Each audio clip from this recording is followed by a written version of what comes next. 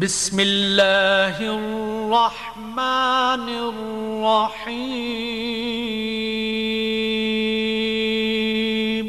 21 जून 1953 के खासे गर्म दिन कराची के पिंटोस नर्सिंग होम में बच्ची की पैदाइश पर अहले खाना समेत नर्सिंग होम के अमले के अरकान भी बहुत खुश थे।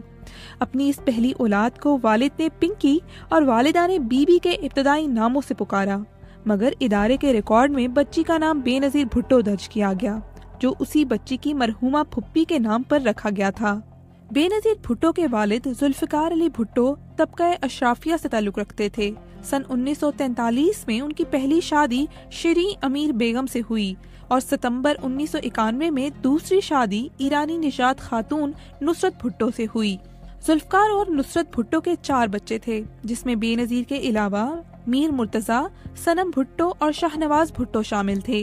बेनजीर ने इब्तदाई तालीम लेडी जेनिंग्स नर्सरी और फिर convent of Jesus and Mary Karachi से हासिल की। फिर 2 साल के लिए वो रावलपिंडी प्रेजेंटेशन कॉन्वेंट में ज़ेर तालीम रहीं, जिसके बाद उन्हें मरी के convent of Jesus and Mary भेजा गया। दिसंबर 1968 में 15 बरस की बेनजीर भुट्टो ने इम्तियाजी कारकर्दगी से ओ लेवल्स का इम्तिहान पास किया तो उन्हें अप्रैल 1969 में पॉलिटिकल साइंस की अंडर ग्रेजुएट डिग्री के लिए अमेरिका की हार्वर्ड यूनिवर्सिटी के रेडक्लिफ कॉलेज में भेज दिया गया। सन 2016 में अमेरिका से शाया होने वाली ब्रुक एलन की किताब फेवरेट डॉटर के मुताबिक बेनजीर की उम्र इस यूनिवर्सिटी में दाखिले के लिए कम थी, मगर बाअसर जुल्फिकार भुट्टो ने कुछ डोरियां हिलाकर बिलाखिर उनका दाखिला यकीनी बनाया। बेनजीर को अमेरिका में जिंदगी खासी मुश्किल लगी और इस किताब के मुताबिक उनकी यूनिवर्सिटी की एक दोस्त का कहना था कि बेनजीर ने पहले सेमेस्टर का ज्यादातर वक्त रोते हुए गुजारा।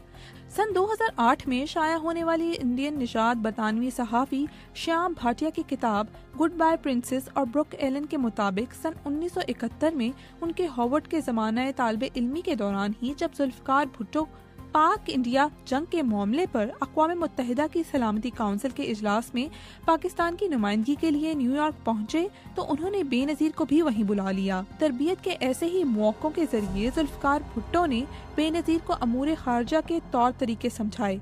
हार्वर्ड और ऑक्सफोर्ड जैसे इदारों की आला तालीम और कम उम्री में आलमी रहनुमाओं से मुलाकातों ने बेनजीर भुट्टो की सियासी तरबियत को मजीद निखार दिया। सन 1977 में बेनजीर भुट्टो मुबाहिसे की अंजुमन ऑक्सफोर्ड यूनियन की सदर मुंतखब हुईं। वो पहली एशियाई खातून थीं जो इस ओहदे पर फाइज हुईं। अगरचे इब्तदा में तंजीम के अरकान ऑक्सफोर्ड यूनिवर्सिटी से ही आए थे, मगर इस आज़ाद इदारे का यूनिवर्सिटी से कोई ताल्लुक नहीं था। जून 1977 में ऑक्सफोर्ड से तालीम मुकम्मल होने पर वो इस नीयत के साथ वतन वापस पहुंची कि अपने वालिद और इस वक्त पाकिस्तान के वजीर आज़म जुल्फिकार अली भुट्टो के दफ्तर में कायम मुश्तरका मफादात की बैनुल सूबाई काउंसिल में खिदमात भी अंजाम देंगी और पाकिस्तानी दफ्तर खारजा में मुलाजमत के लिए मुकाबले के इम्तिहान में भी शरीक होंगी।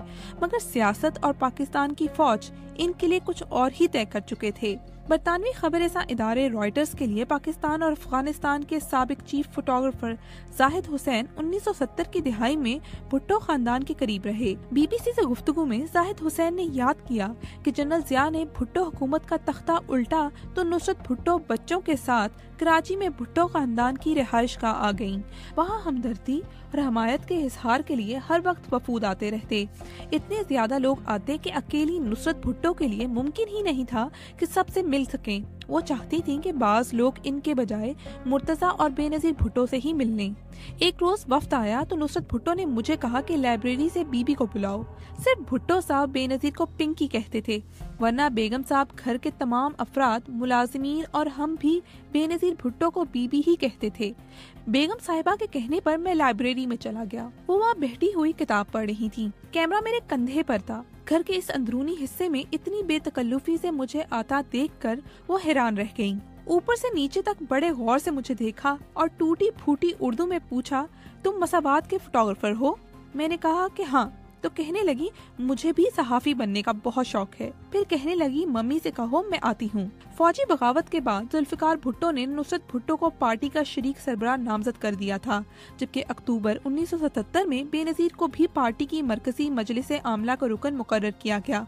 यही वो वक्त था जब बेनजीर भुट्टो पार्टी की मुस्तकबिल की रहनुमा बनकर उभरी और पार्टी का मकबूल तरीन सियासी चेहरा बन गयी।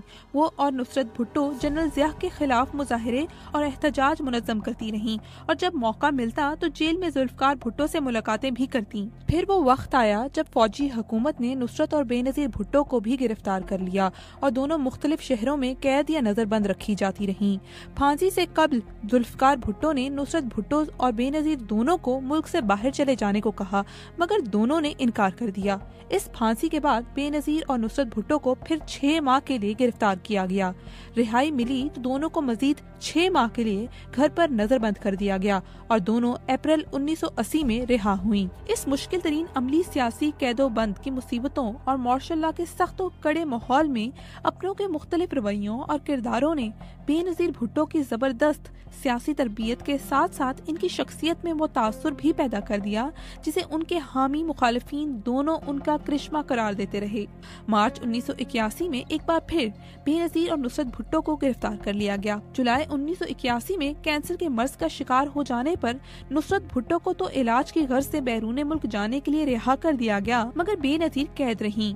सन 1982 में जब जनरल जिया ने वाशिंगटन का दौरा किया तो हार्वर्ड में उनके सरपरस्त जॉन केनेथ गिल के साहबजादे पीटर गिल ने और अमेरिका की चंद बारसूख शख्सियात के जरिए जनरल जिया पर बेनजीर भुट्टो की हिमायत के लिए खासा दबाव डाला गया, जिसके नतीजे में जनवरी 1984 में हुकूमत पाकिस्तान उन्हें रिहा करने पर तैयार हो गई, मगर रिहाई के बाद उन्हें जनीवा भेज दिया गया। जनीवा से वो लंदन पहुंची और इनके क़याम के दौरान बेनजीर की रिहाइश का पार्टी के जिला वतन अरकान के लिए सदर दफ्तर बन गई, जो सियासी मुखालिफिन के खिलाफ जारी जनरल जिया हुकूमत के जबर से दुनिया भर को आगाह रखते रहे। वो पीपल्स पार्टी में मरकजी हैसियत भी इख्तियार कर गयी, मगर अब भी उन्हें पार्टी का बिला शिरकत गैर सरबराह मान लिए जाने में 2 रुकावटें हायल थीं। एक, पीपल्स पार्टी में जुल्फकार भुट्टो के साथियों यानी अंकल्स के ये खदशात के पीपल्स पार्टी भुट्टो खानदान की जागीर बन जाएगी, और दूसरा खुद उनके अपने सगे भाई मीर मुर्तजा भुट्टो, जिनका ख्याल था कि जुल्फकार भुट्टो के असल सियासी वारिस बेनजीर नहीं बल्कि वो खुद हैं। 30 दिसंबर 1985 को जब जनरल जिया ने मार्शल लॉ के खात्मे का ऐलान किया तो तभी बेनजीर भुट्टो ने भी वतन वापसी का फैसला किया। इसके बाद क्या हुआ बताएंगे आपको ऑडियो स्टोरी की अगली किस्त में।